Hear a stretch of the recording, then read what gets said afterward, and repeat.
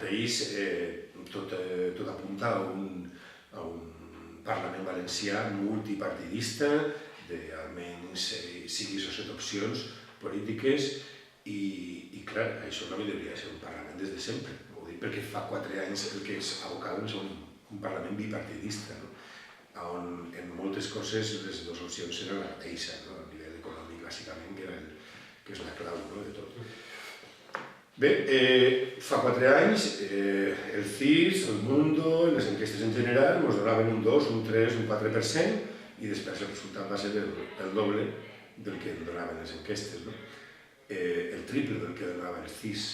Entonces jo en aquest sentit soc optimista perquè ara mateix el Mundo ens donava un 8 i pico %, si ho apliquem és un 17%, un resultat molt interessant. No sé si arribarem ahir, potser no arribem, podem passar-ho, perquè tenim dues qüestions a nostre favor. Per un costat, que som una coalició íntegrament valenciana, tots els altres partits tenen el seu referent a Madrid o a Barcelona, i tots d'alguna forma són, a banda d'Esquerra Unida, que sempre ha sigut la marca acceptada per la societat així més radical, entre cometes, tots treballen al dictat de Merkel, del Banc Central Europeu i del PSOE europeu, que dic jo, que és el govern actual. Entonces, per un costat són això, som una marca valenciana, 100%, som ja el fruit del diàleg i la convergència de distintes opcions en un mateix sentit de treballar per al nostre poble. I per l'altre costat tenim la líder millor valorada de tot el panorama valencià, jo crec que de tot l'estatal, pràcticament, i això també és un valor afegit. Jo soc molt optimista en aquest sentit, i també en l'altre sentit, en el que fa 4 anys estàvem abocats al bipartidisme i ara anem a un pluripartidisme que obligarà a que les Corts, el Parlament Valencià, siga el lloc on es parla i se troben les solucions i punts d'encontre per a rescatar el poble valencià de la situació tan dolenta en què està.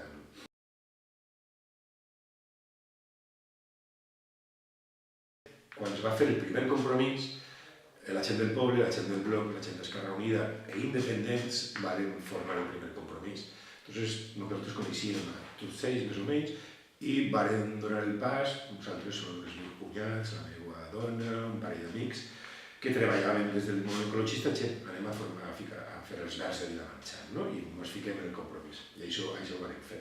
I bé, en 2010, a finals de 2010, quan hi havia que triar un candidat verd per a la llista i hi havia que triar un regidor, un cap de llista per a la regidoria de Vilamarxant, doncs ningú estava per la labor i jo vaig donar el pas.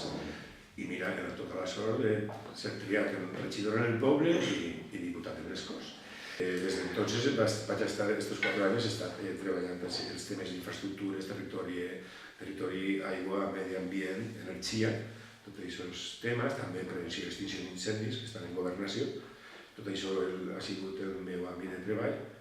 I en el poble he fet una oposició, jo crec que més que digna, perquè en un panorama de 8 regidors del PP, majoria absoluta, 4 del PSOE, i jo a soles, com a portaveu de Compromís, hem fet més mocions que els altres partits junts, per exemple. He fet més oposició que el PSOE en 4 regidors, hem tingut més repercussió també mediàtica. El meu alcalde de Torret, que també està així a les Corts, portaveu adjunt del grup parlamentari popular, s'ha ficat incòmode moltes vegades. Jo crec que he fet un treball digne i bé, jo estic satisfet.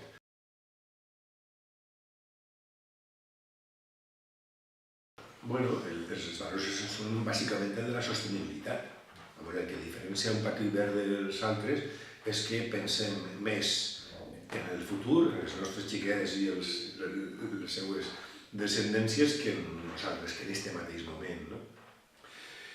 La sostenibilitat és bàsica en aquest sentit, però també és que estem en un punt ja que ja és irreversible en moltes qüestions. El tema del canvi climàtic, estem en una situació límite. Ja tots els experts internacionals diuen que hem de canviar i reduir les emissions de CO2, però ja als nivells del 90 ja ha de ser ja, en aquests 3 o 4 o 5 anys que que queden per a l'any 20, perquè després la situació serà totalment irreversible i inclús no tenim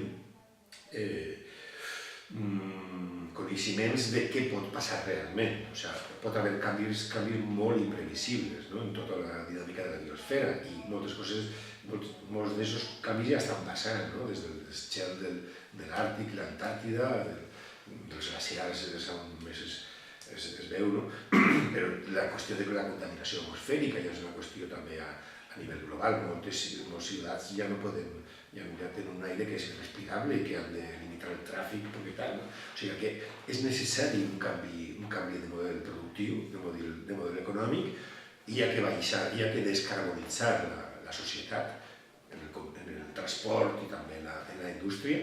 Tenim les ferramentes per a fer-ho, les energies renovables poden donar tota aquesta necessitat d'energia que tenim ara mateix, i la qüestió és que és urgent aquest canvi, no? Entonces, per a nosaltres és prioritari aquest canvi cap a la sostenibilitat, però perquè no tenim ja més temps, no? Els altres companys de la coalició també tenen aquest sentiment, aquesta sensació, i estan treballant en aquest sentit, no? Per això nosaltres diguem que coalició és l'opció més verda, no?, i que més aposta per la sostenibilitat.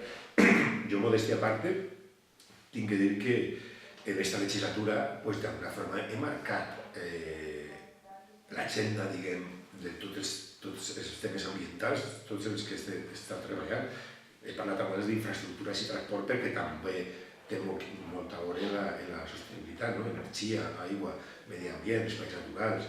Totes aquestes qüestions són fonamentals per a nosaltres i hem anat a això, marcar l'agenda, i la veritat és que la resta de l'oposició més o menys ha estat al nivell i sempre ha recolzat les nostres propostes i les nostres idees, no?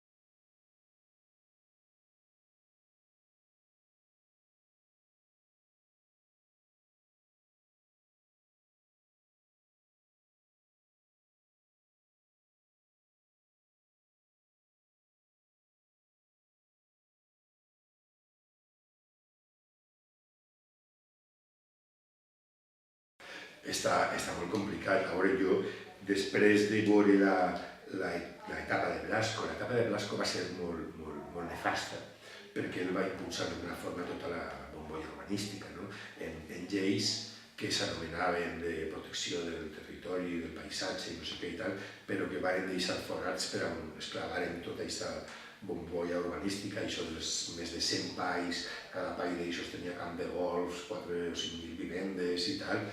Volien fer 500.000 de vivendes i 100 camps de golf al nostre territori en pocs anys, no?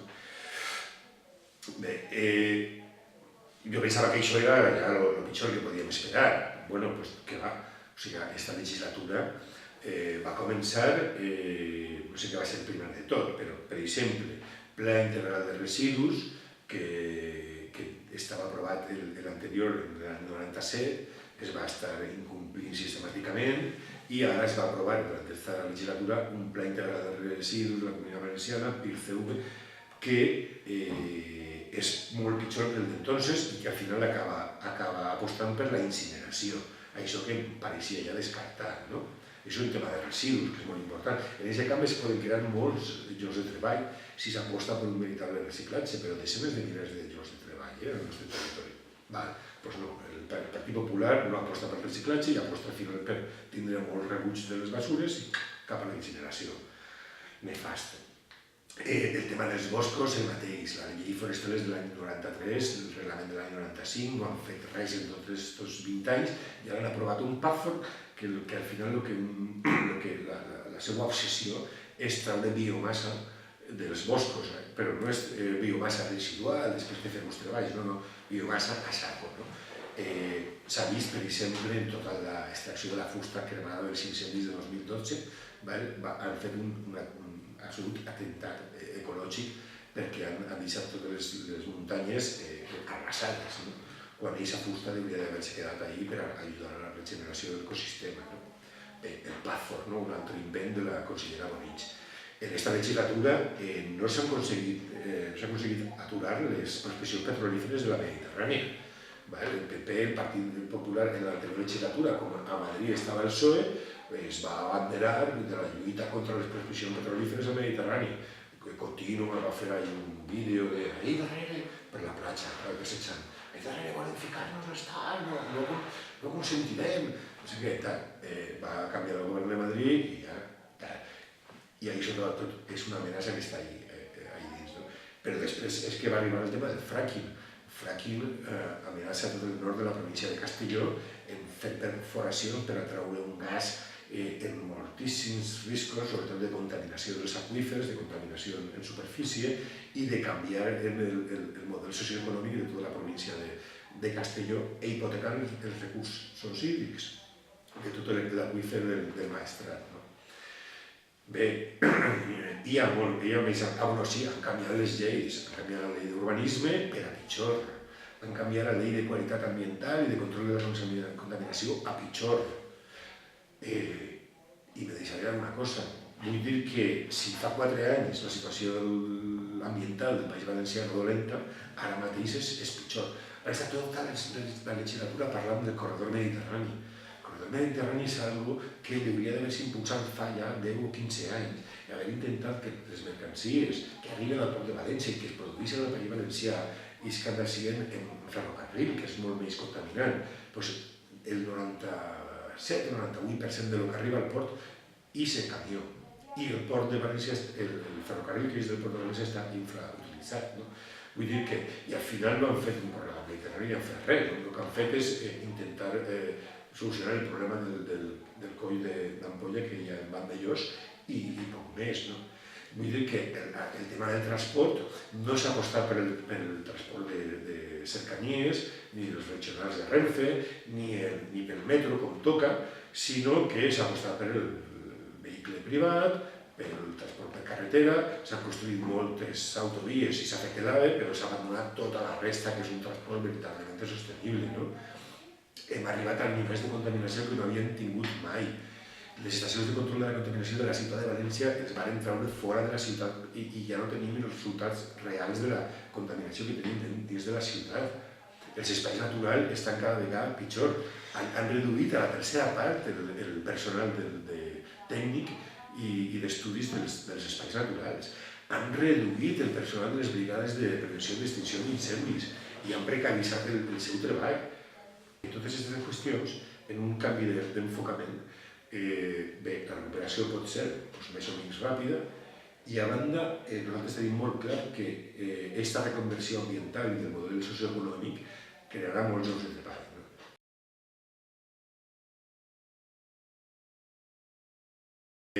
Treballarem en 4 sentits. Un és el canvi de model productiu cap a la descarbonització. I això hem vist tot això que he comentat de les energies renovables, d'una bona gestió dels residus, de posar en valor els nostres espais naturals, els boscos, tot això.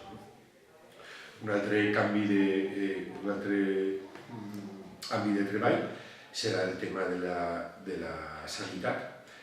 La sanitat que està associada a tot això, que era una miqueta de treure la gent de la pobresa i del risc d'exclusió. També treballar pel tema cultural, de la idiosincràsia nostra, perquè també és una indústria que necessitem i que s'està perdent.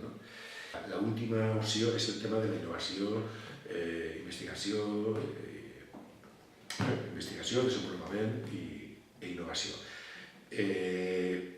Estem exportant científics de moltíssima qualitat.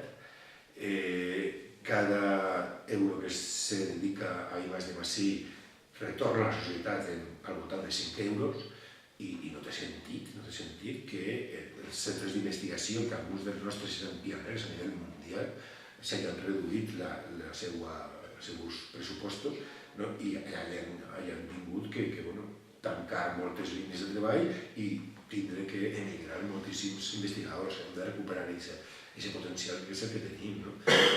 I després, a banda, l'altre aspecte que també comentar és el tema de l'agricultura i la indústria agropecuària associada, que també és fonamental recuperar-la i desenvolupar-la per una qüestió paisatgística i ambiental per un costat, de treball, per suposar també, i també per una qüestió de sobirania alimentària. Ara mateix tota la producció d'agricultura ecològica està vendua abans de ser produïda, i l'agricultura tradicional està cada vegada més en abandonament. Hi ha que treballar per recuperar aquesta agricultura.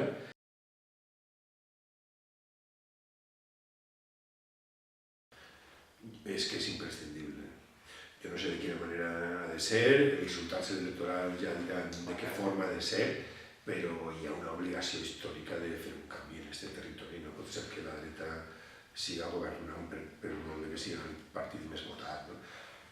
Tots sabem que el PP té un vot cautiu que no és un vot ideològic que baixa més en política. I bé, jo crec que sí, que tenim l'obligació de fer aquest canvi. El que passa és que bé, dependrà també del resultat electoral i de les altres forces del que vulguem fer.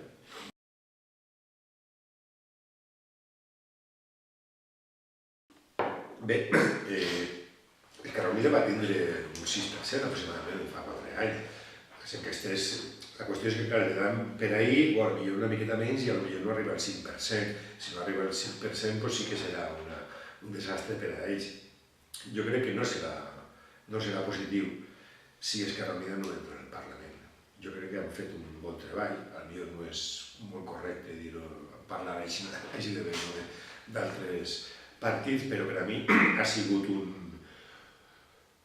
com dir-ho, a les comissions i als plens sempre he tingut al costat una persona d'Esquerra Unida en la que he coincidit en el 90% o més dels enfocaments, molt més que a la gent del PSOE, que també he coincidit molt, però sempre ha sigut un discurs, diguem, complementari. Entonces jo crec que és interessant que estiguen ahí i que al final sí que entraran i que siga en un percentatge similar al que tenen ara, però que si són 5 o 6 o 7 diputats estaria bé perquè enriquirà el que és la pluralitat del Parlament. Sí que és veritat que podem, ens ha furtat una miqueta de vots, però bé, respecte a les europees, no respecte a fa 4 anys que allà estàvem tots. Al final, si repetirem els resultats d'Esquerra Unida i nosaltres i podem ter 15 diputats, doncs això s'ho ha furtat al PSOE, al PP o a altres opcions, no a nosaltres. A banda que el vot no és de ningú, això de furtar vot està molt mal dit, però és una forma de simplificar.